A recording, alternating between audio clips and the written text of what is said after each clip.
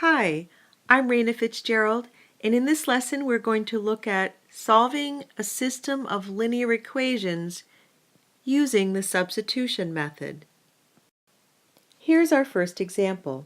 We have a system of two linear equations. Here's our first equation and here's our second, and we're going to solve by substitution. To solve by substitution, we need to start by taking our first equation and we want to solve for either x or y. Well, in this particular case, we know that what y is. We've already solved for y. Y is equal to 1/2, we already know it's equal to 1/2 x plus 3/2. So this value right here represents our value for y. So now we want to take our next equation for our second line, which is y is equal to a negative 3x plus 5. And since we have solved for what y is equal to right here, we're going to plug that in for y. And now we're going to rewrite this equation down here. And instead of starting with y is equal to, we're going to put in 1/2 x plus 3/2 for y. So we end up with 1/2 x plus 3/2, because that's what y is equal to from the first equation. And we're going to set it equal to the right-hand side, which is a negative 3x plus 5. What we now have here is one equation with one unknown. There's only one unknown, and that's x. So the first thing we're going to do to solve this equation is multiply everything, both the left and the right-hand side. Let me put a parenthesis around the left-hand side and a parenthesis around the right-hand side. And we're going to multiply both sides by 2. And when we do that, on the left-hand side, we'll distribute 2 to 1/2 x, and 2 times 1/2 x is x, because 2 times 1/2 is 1. And then we're going to distribute the 2 to the 3/2, and we can see again the 2's cancel out, and we get just a 3. And now on the right-hand side, we're going to distribute the 2 to the negative 3 and x, and negative 3 times 2 is a negative 6x plus, and now we're going to distribute the 2 to the 5, and 2 times 5 is 10. Okay, so we're getting closer to finding our answer of what is x. But what I'm going to do now is I want to get the x's to the left. So to remove the x on the right-hand side, I'm going to add the additive inverse of negative 6x, which is a positive 6x. So I'm going to add a positive 6x to the right and also a positive 6x to the left. And when I do that, a 6x plus x is 7x. So I end up with a 7x plus 3 on the left, and on the right, well, my 6x, negative 6x, and positive 6x cancel out, so what I have left on the right is a 10. Now what I'm going to do is to get rid of the 3 that's on the left-hand side, I'm going to add its additive inverse, which is a negative 3, and what I do to the left, I must also do to the right, so I add a negative 3 to both sides. And on the left-hand side, my negative 3 and positive 3 cancel out, giving me a 7x on the left. And then on the right, 10 plus a negative 3 is a positive 7. And I think you can see where I'm going. I want to isolate the x, so I'm going to multiply the left-hand side by the reciprocal of 7, 1/7. And what I do to the left, I must do to the right. 1/7 times 7 is 1, and I end up with x is equal to 7 times 1/7, which is 1. Okay, well, I'm halfway there. I'm not done yet. I've found x, but I did not find y. You'll notice that I used both equations once. Now, as long as you use both equations once, after that you can use either equation. It makes no difference. And I'm going to use the second equation because it has no fractions in it. And I'm going to write it down here. Y is equal to a negative 3x plus 5. And this is my second substitution move because what I'm going to do is I'm going to substitute the 1 that I have for x into this equation. And when I do that, I end up with y is equal to a negative 3, not times x, but times 1, because I'm substituting the 1 in for x, plus 5. So y is equal to a negative 3 times 1 is a negative 3 plus 5.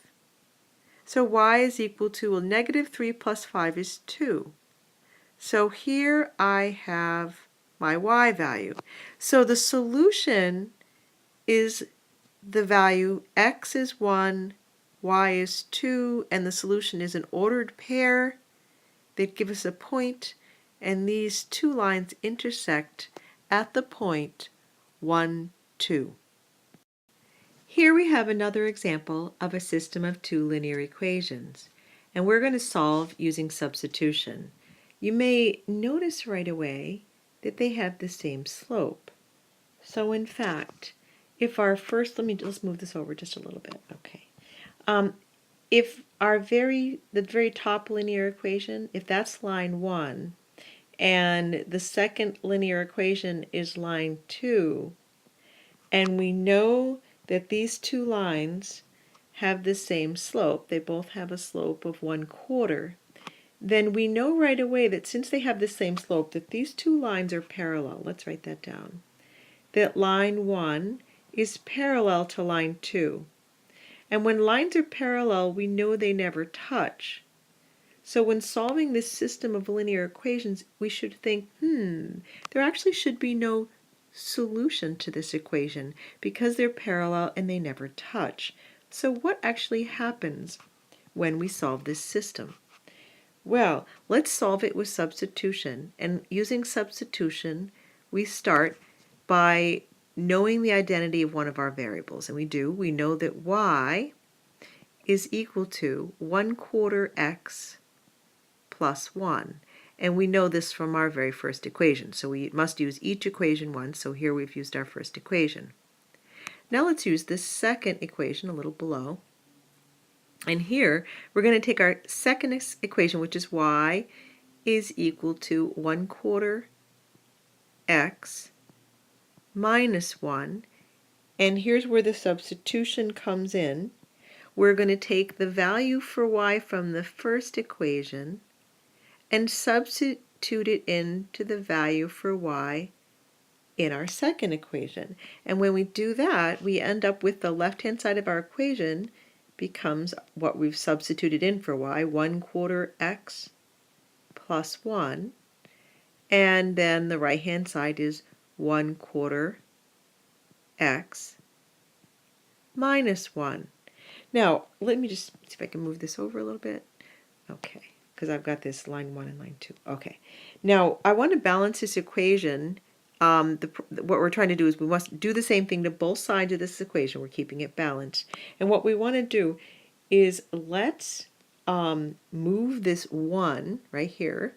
Well, we can leave the 1. Let's get this 1/4 x out of the right-hand side, which means we're going to add a negative 1/4 x to the right. That's the additive inverse.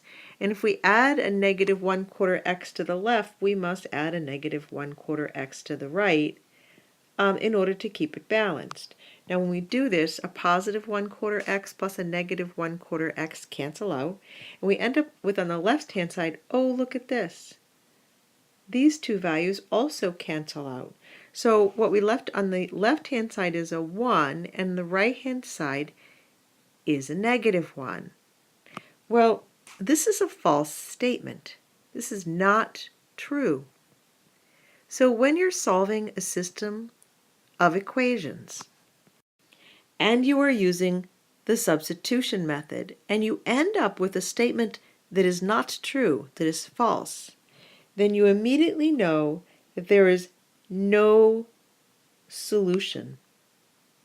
It basically means that no matter what you plug in for x, you will never get a value of y such that this ordered pair is a solution to the system of these two equations. Now we knew this because the lines were parallel, but if you didn't notice it right away and you went ahead and tried to solve this system, you would end up in the end with a statement, which is an equation, that is false. These are not equal, and therefore there's no solution, and that's how you'd write your solution, as no solution. Here's our last example of solving a system of two linear equations using substitution. Let me move this out just a little bit. And if we look at this, if this is our line 1, and line 1 has a slope, which is 2/3, and a y-intercept, and let me change this subtraction to add the opposite, so a y-intercept of -2. Now, if we look at line 2, the line that's underneath, our second linear equation, it has the same y-intercept, -2. With the slope for line 2, right here, that slope, m, is 4/6, which can be reduced to 2/3.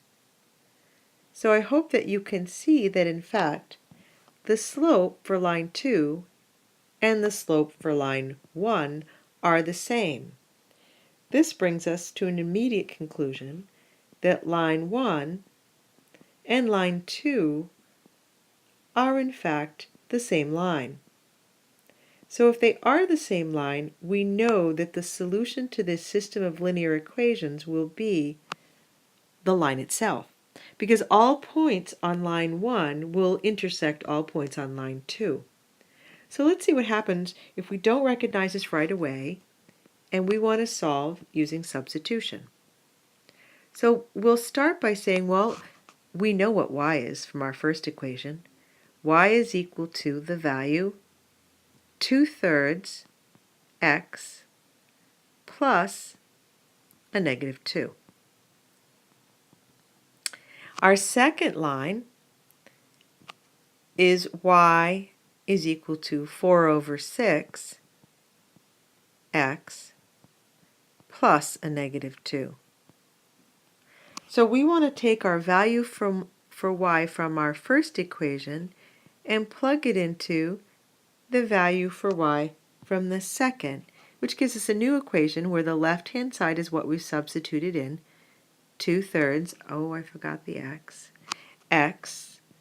plus a -2, and that's equal to the right-hand side, which is 4/6 x plus a -2. Okay, now we're going to solve for x, so let's get rid of the -2 on the left-hand side by adding a 2 to both sides. And when I add a 2 to the left-hand side, the reason I'm adding a 2 to the left-hand side is to remove it from the left-hand side, because +2 and -2 are additive inverses. And so on the left-hand side, I have only left 2/3 x. On the right-hand side, I have 4/6 x. And we notice here that in fact, -2 plus +2 also cancel out on this side, so they're gone. Okay, so now what I want to do is I'm still trying to isolate x. So what I'm going to do is I'm going to add the additive inverse of 4/6x to both sides, which is a -4/6x. That removes the x from the right-hand side. But what I do to the right, I must also do to the left. 4/6, a -4/6x. Now, on the right-hand side, they cancel out. So on the right-hand side, I end up with a 0. On the left-hand side, though, they also cancel out because -4/6x is the same as -2/3 x. They cancel out. So I end up with a 0 on the left. And we end up with a true statement. Now, in this situation, like in the last example. We've lost our x value, and we just end up with this statement. In this case, the statement is true. If the statement is true, what it's indicating is that for every single value of x that you can possibly plug into either one of these equations, the corresponding y value will give you an ordered pair such that the xy ordered pair will work for all equations. So our solution to this is going to be the line itself. And so let's just take the top line, which is y equals 2/3 x plus a -2 or -2. This is the equation actually for both lines, and it is the solution to the system of linear equations.